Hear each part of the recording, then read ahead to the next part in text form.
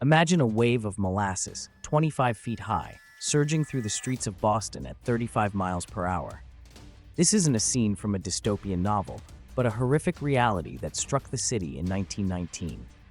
It's a spectacular example of how greed and negligence transformed a simple storage tank into a harbinger of disaster. This is the story of the Great Boston Molasses Flood. On January 15, 1919, the clock struck 12:30 p.m. In Boston's North End, a vibrant immigrant neighborhood, life churned along. Factories hummed with activity. Children played in the streets. But all of that would change in seconds. Incredibly, a massive tank belonging to the Purity Distilling Company had burst, unleashing a torrent of sticky liquid into the surrounding area.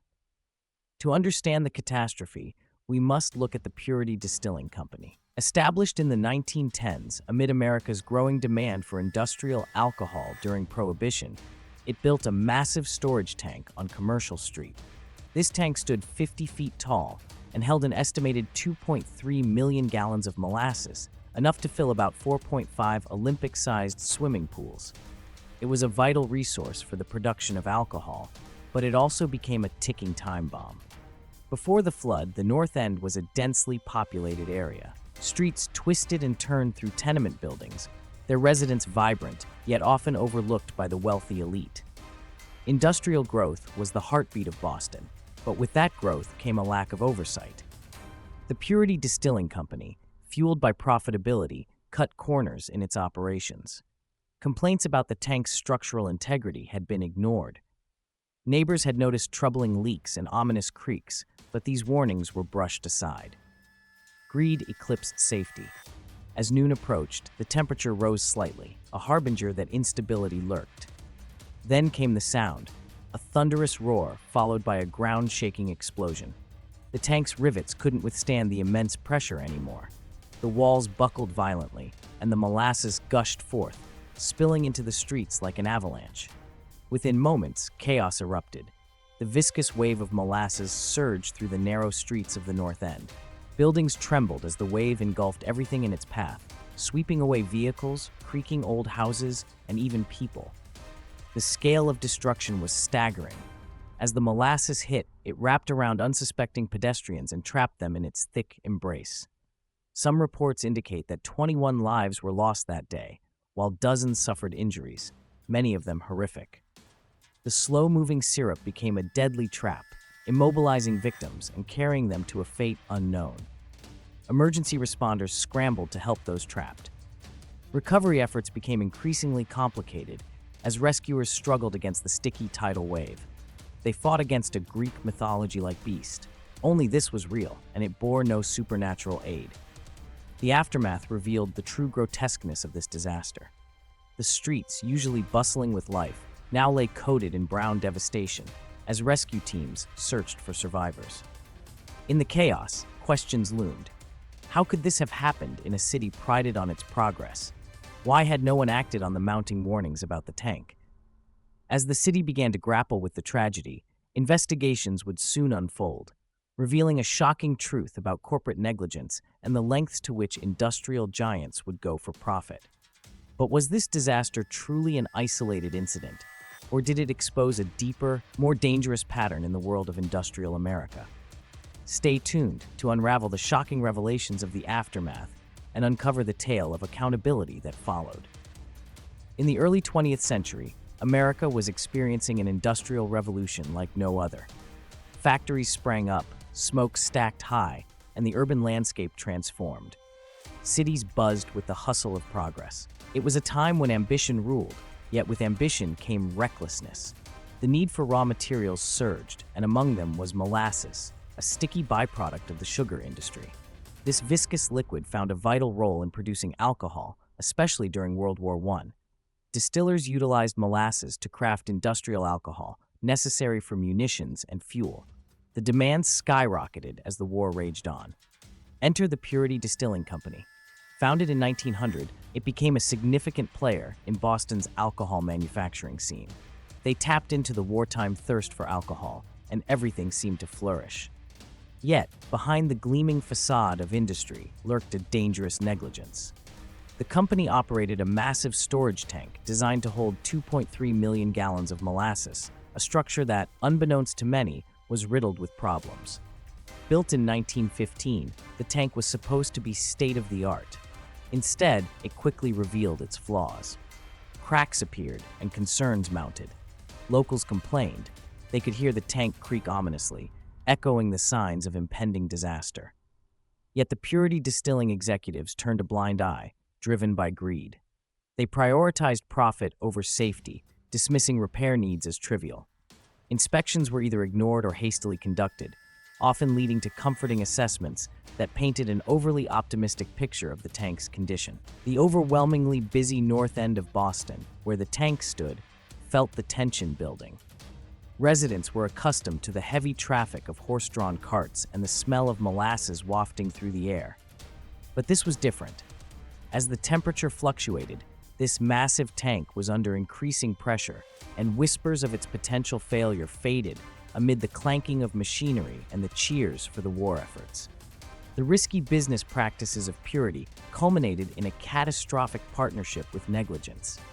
They operated under the assumption that the machinery was infallible, but the signs of stress were all around: rivets popping, seams giving way, and bulging sides.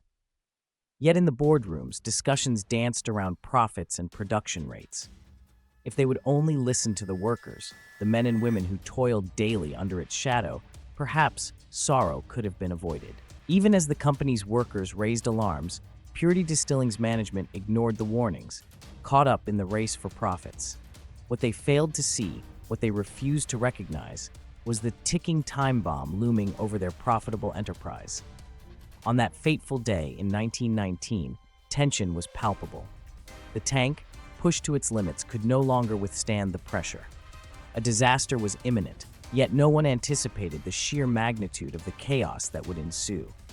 When the tank finally ruptured, it sent a wave of 2.3 million gallons of molasses coursing through the streets of Boston at a speed of 35 miles per hour. The aftermath would change the landscape of the city forever. But what happened next? Who would be held accountable for this catastrophic failure? And would anything change in the corporate landscape that prioritized profits over people's lives? As we dive deeper into the chaos that followed, prepare to uncover the shocking details that emerged in the wake of the molasses flood. At 12:30 p.m. on January 15, 1919, a loud rumble filled the air. A thunderous explosion marked the rupture of the Purity Distilling Company's massive molasses storage tank. In an instant, the streets of Boston became a battlefield against a brown tide. 2.3 million gallons of syrupy chaos surged forth, carving through the north end at a chilling 35 miles per hour, swallowing everything in its path. As the molasses rushed through the city, it raised a 25-foot wave, toppling buildings, snapping trees, and causing unimaginable devastation. The syrupy deluge was relentless. It crushed houses and caused a nearby elevated train track to buckle, sending passengers into a state of panic. Within minutes, the impact of the flood was apparent. Cars were turned upside down, and horses struggled to escape the sticky grip of the viscous liquid. In total, 21 lives were lost that day, and more than 150 were injured. The streets, once bustling with life, became graveyards for debris and despair. Eyewitnesses reported that the molasses spread quickly, an unstoppable force that transformed the landscape in mere moments. "I thought it was an earthquake," one local recalled. "We ran to the street and saw the molasses coming, and it was terrifying. It sounded like a freight train." Despite its seemingly harmless nature, this thick liquid morphed into a deadly flood. The aftermath was a disarray of rescue efforts and devastation. Emergency services were overwhelmed. Firefighters struggled as their hoses became clogged with molasses, rendering them practically useless. Locals joined the fray, attempting to free trapped neighbors and animals, but their efforts were often hindered by the sticky, slow-moving substance that clung to everything it touched. The surrounding community rallied together, but the destruction was overwhelming. Properties were destroyed, neighborhoods displaced. In a twist of fate, the flood's impact extended beyond physical destruction. The disaster highlighted glaring safety issues within the city's rapid industrialization. Questions mounted. How could such negligence go unchecked? Investigations were launched. Urging for justice, locals sought accountability from the Purity Distilling Company. Reports emerged revealing the tank's shoddy construction and pervasive neglect. Workers had expressed concerns for years, but their voices were drowned out by corporate greed. The company's leaders faced fierce scrutiny.